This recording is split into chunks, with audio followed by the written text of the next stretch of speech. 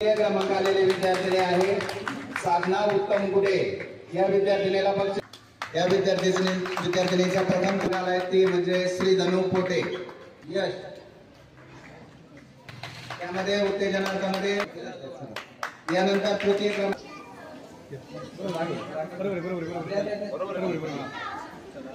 संदीप कुटे। निबंध स्पर्धा प्रथम क्रमांक लहान गट अन्वी संदीप कुटे। यानंतर दुसरी स्पर्धा घेतली होती आपण चित्रकला स्पर्धा। ही स्पर्धा सुद्धा लहान गटाने मोठ्या गटामध्ये घेतली होती। ही विद्यार्थिनी आहे स्वरा काकडे 5वा क्रमांक। चला पटपट या। यानंतर चतुर्थ क्रमांक आलेली विद्यार्थिनी आहे अनुश्री हंडे। चला अनुश्री हंडे लहान गट। यानंतर तृतीय क्रमांक आलेला विद्यार्थी आहे स्वरूप दुर्गुडे आणि तृतीय क्रमांक आलेला विद्यार्थी आहे अक्षय पोटे।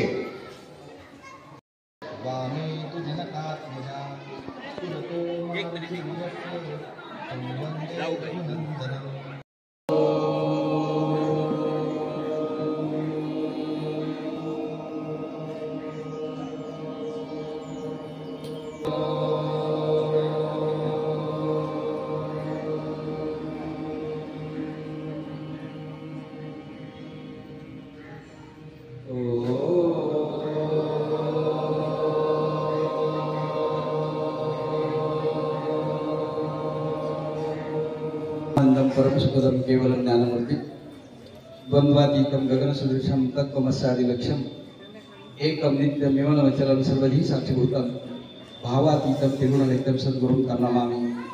सर्वमङ्गलमाङ्गल्ये शिवे सर्वार्थसाधिके शरण्ये त्र्यम्बके गौरी नारायणी नमस्तुते। वक्रतुंड महाकाय सूर्यकोटि समप्रभा तस्मै श्री गुरवे नमः। आज या ठिकाणी आपल्या संस्कार शिबिराचा समारोपाचा या वर्षीच्या संस्कार शिबिराचा समारोपाचा दिवस दरवर्षी आपण मातृपूजनाने करत असतो आणि संपूर्ण परिसरामध्ये नवी जुन्नर तालुक्यात पुणे जिल्ह्यामध्ये आपला हा जो उपक्रम आहे या उपक्रमाची खूप अशा प्रकारची चर्चा होत असते। खरं तर ही कल्पना ही आमचा माऊली मानव आश्रम आणि सोशल फाउंडेशन आणि त्या ग्रुपचे सर्व आदरणीय विजयजी गांधी आणि त्यांचे सहकारी यांच्या मनामध्ये ही कल्पना आली। शिबिर तसं बरेच वर्षापासून आपल्या आश्रमामध्ये चालू होतं, पण मोठ्या स्वरूपामध्ये या ठिकाणी 3 वर्षापासून एक खूप छान अशा प्रकारचं या ठिकाणी एक रोपटं लावलं गेलं आणि आता ते खूप भरले। खरं तर संस्कार जीवनामध्ये अत्यंत महत्त्वाचे आहे। तुमचं माझं बालपण ज्या वेळेला गेलं, आता या ठिकाणी पालक मंडळी आहे, तुमच्या माझ्या बालपणामध्ये आपल्या आईने आणि बाबांनी किंवा आजी आणि आजोबांनी खूप चांगले संस्कार आपल्यावर केले। पूर्वी एकत्र कुटुंब पद्धती असायची। या एकत्र कुटुंब पद्धतीमध्ये आजी आजोबा, आई वडील, चुलते चुलती, काका काकू, आत्या अशी बरीच मंडळी असायची आणि या संपूर्ण परिवारामध्ये कळत नकळत संस्कार व्हायचे। हे शिकवायला लागत नसत। जसं 2 माणसं रस्त्याच्या कडेने चाललेली आहेत असं, आणि मग त्यांचं वागणं कसं आहे, त्यांचं बोलणं कसं आहे, त्यांचं एकमेकांशी नातेसंबंध जपणं कसं आहे, हे आपोआप लहान मुलांच्यावरती संस्कार घडायचे आणि ते पुढे संक्रमित व्हायचे। आता मात्र आपल्याला हे संस्कार करावे लागतात। ही खरं तर अत्यंत शोकांतिक आहे। मी नेहमी सांगत असतो की भारत देश हा अत्यंत महान आहे। आम्ही संस्कार शिबिर सुरू करत असताना सुरुवातीला काही प्रार्थना झाल्या। मुलं ती प्रार्थना बोलूनच असते। आपण यात ती प्रार्थना ऐकली असेल। साने गुरुजींची आम्ही प्रार्थना त्या ठिकाणी म्हणत असतो। धर्म म्हणजे काय हे त्या ठिकाणी धर्म जगाला प्रेम अर्पावे, फुलांना फळांना पशूंना पक्ष्यांना सगळ्यांना प्रेम अर्पावे। सुंदर अशा प्रकारच्या प्रार्थना आम्ही त्यावेळेला म्हणत असतो। त्यानंतर चिंतन होत असे मुलांचं, ओंकार म्हटलं जात असे आणि आमचे हिमांशू दादा हे मुलांची योगासनं आणि योगाभ्यास घ्यायचे। आताच सगळे सरांनी सांगितलं, वास्तविक हिमांशू दादाचं आपल्या संस्कार शहरासाठी एवढं मोठं योगदान आहे। ते मुंबईमध्ये योग शिक्षक आहेत, आपल्या सगळ्यांना माहीत आहे आणि त्यांचे विद्यार्थी असतात। पण ते विद्यार्थी कोणते असतात माहिती आहे का?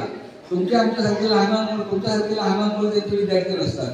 जे कोट्याधीश आहेत, कंपनीवाले आहेत, बंगल्यावाले आहेत, त्यांच्या घरी जाऊन ते शिकवतात किंवा ते एखाद्या ठिकाणी येतात आणि मग त्या योग वर्ग त्यांचा चालतो। पण आपला एवढा कार्यव्यतिरिक्त वेळ सोडून सुद्धा ते आपल्या गावासाठी 7-8 दिवस हे मुलांसाठी देतात. आणि हा खरा संस्कार आहे. मला माझ्या गावासाठी काहीतरी केलं पाहिजे. गावावर माझे प्रेम आहे. माझ्या गावातल्या समृद्ध आणि विविधतेने परंपरांचा मला अभिमान आहे. अशा प्रकारची आम्ही प्रार्थना एक प्रतिज्ञा का म्हणत होतो तर आपलं गाव हे खूप संस्कारिक अशा प्रकारचं आहे. अनेक प्रकारच्या परंपरा आपल्या गावामध्ये आहेत आणि त्या परंपरा या मुलांच्या मधून पुढे संस्कृत होणं हे अत्यंत गरजेचं आहे. जीवनात संस्कार मी पुन्हा पुन्हा सांगतो की जीवनात संस्कार हे अत्यंत महत्वाचे आहे. मातृदेवो भव, पितृदेवो भव, आचार्य देवो भव. आजचा जो संस्कार आहे हा उत्तम अशा प्रकारचा संस्कार आहे. वेदांनी या 3 पहिल्या आज्ञा काही आज्ञा सांगितलेल्या आहेत. भव, आई हा आपला भगवंत आहे. पितृदेवो भव, वडील हे आपले भगवंत आहेत. आणि मग आचार्य देवो भव आणि मग अतिथी देवो भव वगैरे असं सगळं काही आहे. पण प्रत्येक याच्यामध्ये त्या सुंदर कल्पना आणि वैश्विक पातळीवरच्या कल्पना आपल्या भारतीय संस्कृतीने मांडलेल्या आहेत. म्हणून तर जग आपल्याकडे वेगळ्या भावनेने पाहतो. संस्कार हे कसे जाता करायचे असतात.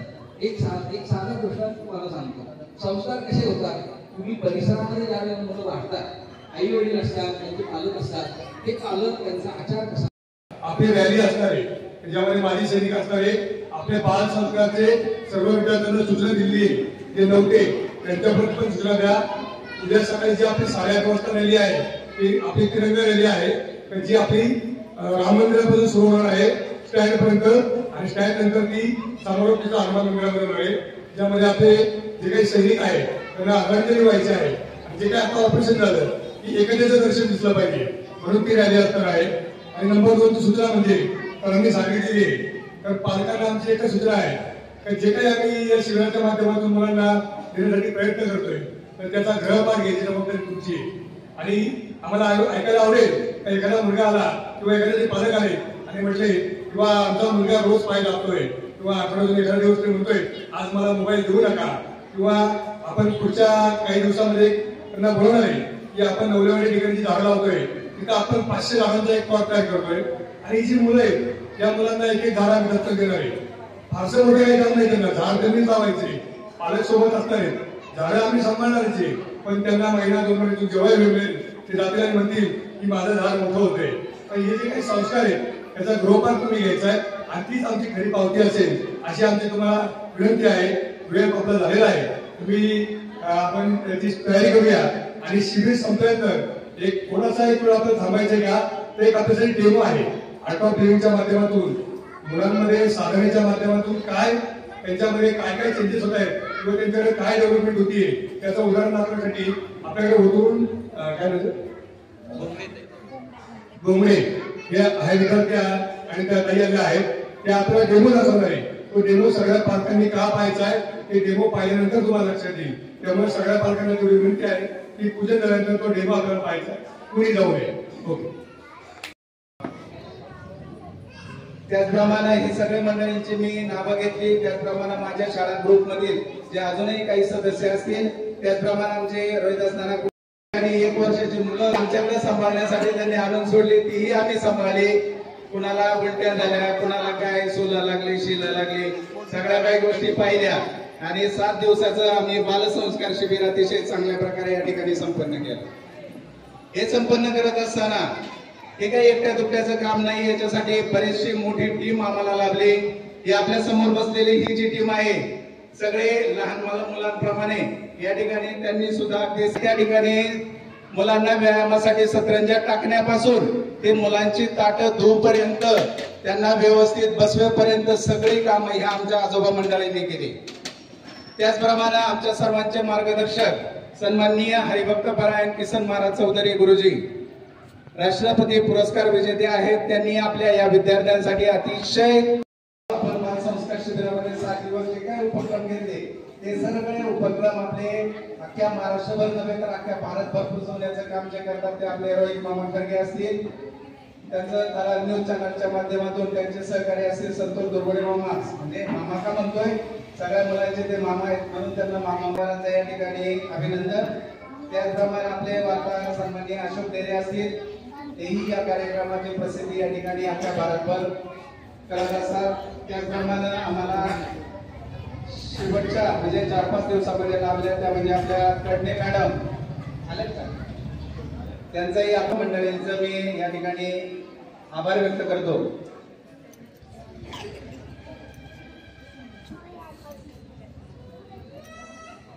त्याचप्रमाणे विद्यार्थ्यांना दररोज नाश्त्यासाठी